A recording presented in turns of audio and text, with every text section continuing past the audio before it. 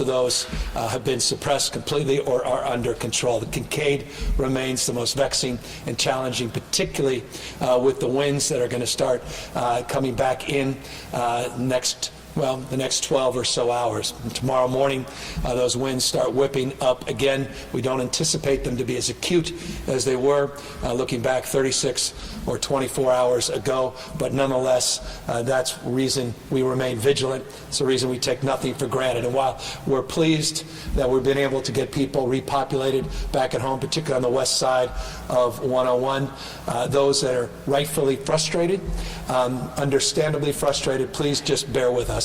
As was stated a moment ago, go means go. When there's a mandatory evacuation, listen to the experts.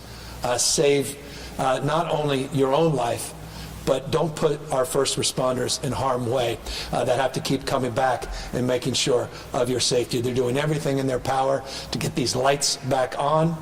We had an all clear in every county in the state.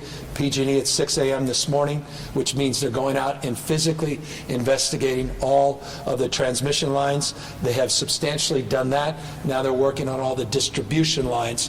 Once that is complete, those lights will start coming back on significantly so.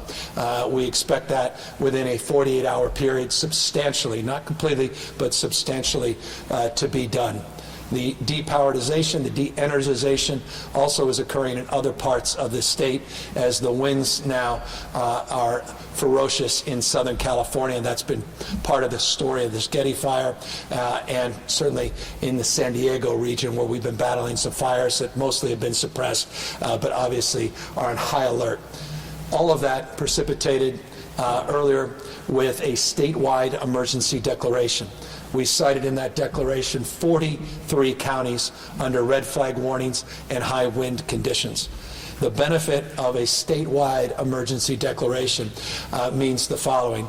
We're affording people the opportunity to access unemployment insurance, be able to address issues related to fees and fines associated with accessing, or processing rather at the franchise tax board, or being able to process documents at the Department of Motor Vehicles. We are working with health and human service agencies to provide in real time the distribution of CalFresh, our food stamp program here in the state, as well as address some of the issues that came up here in the northern part of the state through visits, particularly in American Canyon, around access to prescription drugs and some of the insurance-related issues. Our Medi-Cal system is now waiving some of those time issues as a consequence of that order as well. To the extent that you wish to see an aggregation of all that we have done, we have a new site we just put up at 1 o'clock today, response.ca.gov. Response.ca.gov. One stop that will provide the latest data and analytics on weather, the latest information about these fires and evacuations, shelter sites, as well as information related to benefits and the like.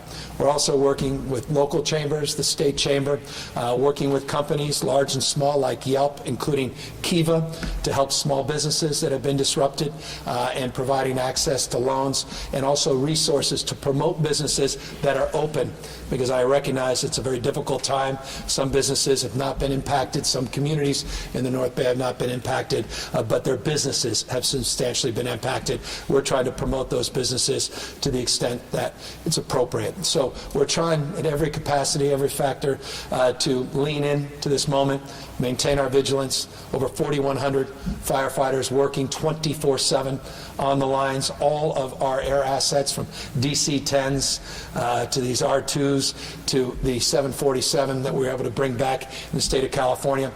Night technology for CHP to work with PG&E to get these power lines back on by doing some infrared work, as well as the work that the National Guard is doing with some helicopters with that same technology. All of these things being deployed in historic fashions to meet this historic moment head on, nothing for granted, and by no means are we letting, or rather taking any energy away and walking back in terms of our vigilance.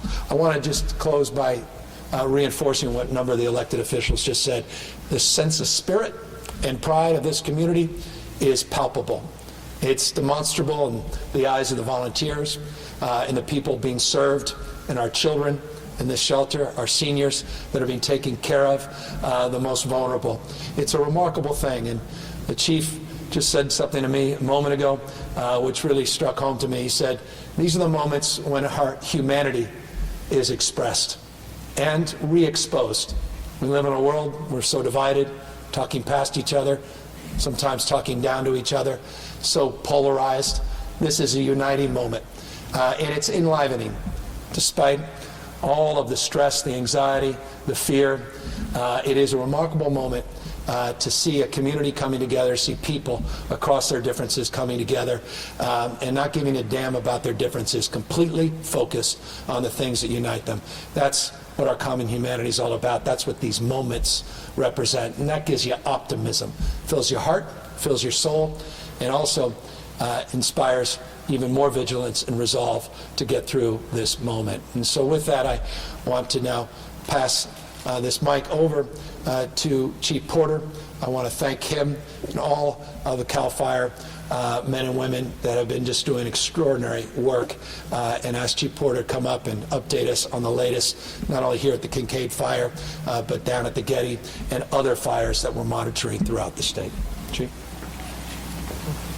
Well, thank you, Governor, and I'm not going to dwell too much, because there is going to be a fire briefing, and there will be continued fire briefings going on that will be much more detailed.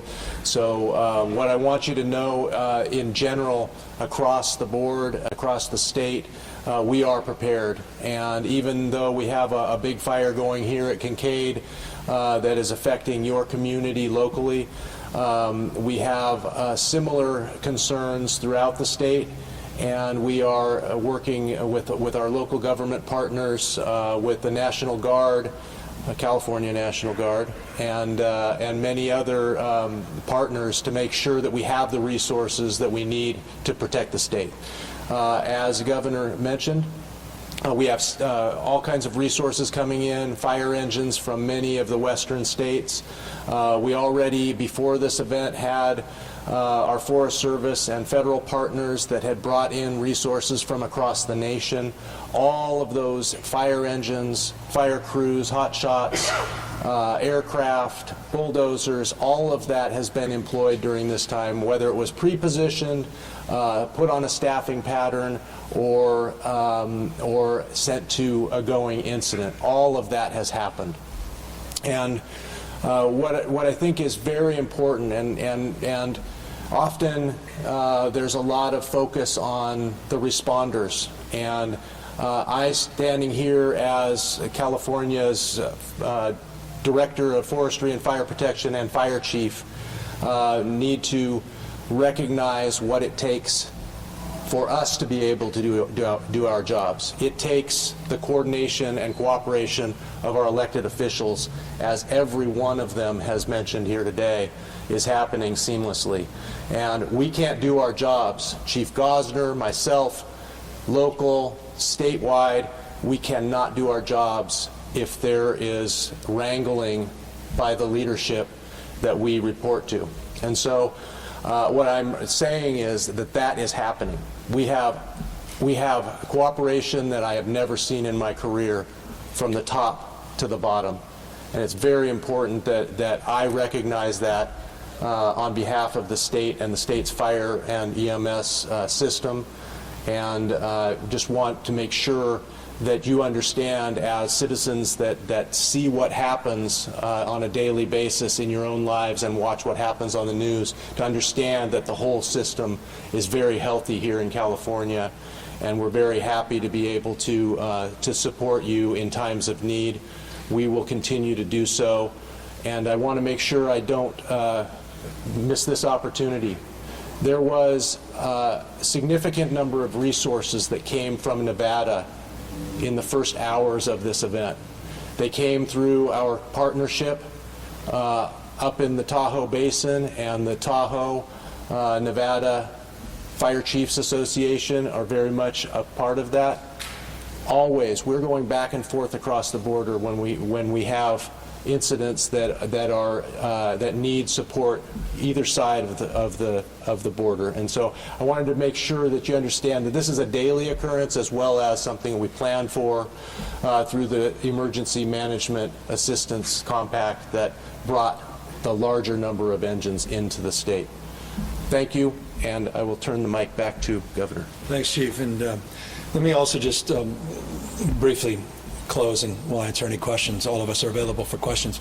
I also want to acknowledge I had a conversation earlier with the acting Homeland Security Director, acting FEMA Director. I want to thank the administration for quickly processing 3 requests for what we refer to as FMAGs. Our original one was here for Kincade, 2 subsequent ones for the Tick Fire in Los Angeles, and now the Getty Fire.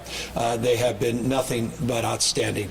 And I just want to reinforce the partnerships that are not only happening between local government, local law enforcement, firefighter agencies, but within the states, but the federal government has done an extraordinary job, and they're embedded in this process, and there is nothing we have asked for that they have not delivered. Happy to answer any questions. Governor, there's been a couple of developments with PG&E today. Summarize the bill, like one at a time. But anyway, apparently 2 additional fires where they said they did not shut off power, one in the East Bay and one in Lafayette. And the second development, on the 10-day report after the first major outage, about 23,000 people not notified ahead of time, including about 500 medically vulnerable. I don't know if you can comment on those 2 developments.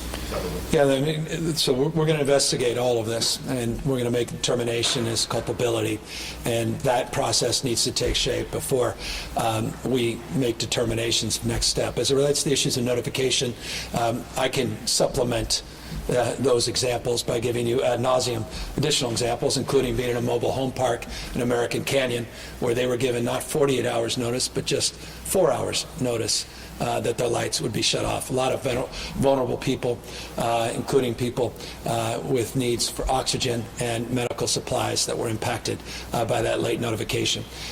Today, the Public Utilities Commission, its new chair, has announced a major investigation into the PSPS process and protocols, the power shutoff protocols. We are assessing whether or not we should advance appropriate fines where those protocols have not been met. Those fines would include possibility of $100,000 per incident per day. We'll go through the process of determining not just for PG&E, but also the other 2 IOUs if they're meeting their requirements. Those investigations have not only the major investigations now underway today, but there's been subsequent investigations that started a week or so ago. So we're hitting the ground running on what we do next so that we don't have to continue to experience this kind of disruption and these kinds of issues. The coordination and collaboration is also important as it relates not just to the utilities, but also the telecommunication companies. And so all of those things are being processed in terms of new protocols and procedures in real time, and real accountability will be advanced.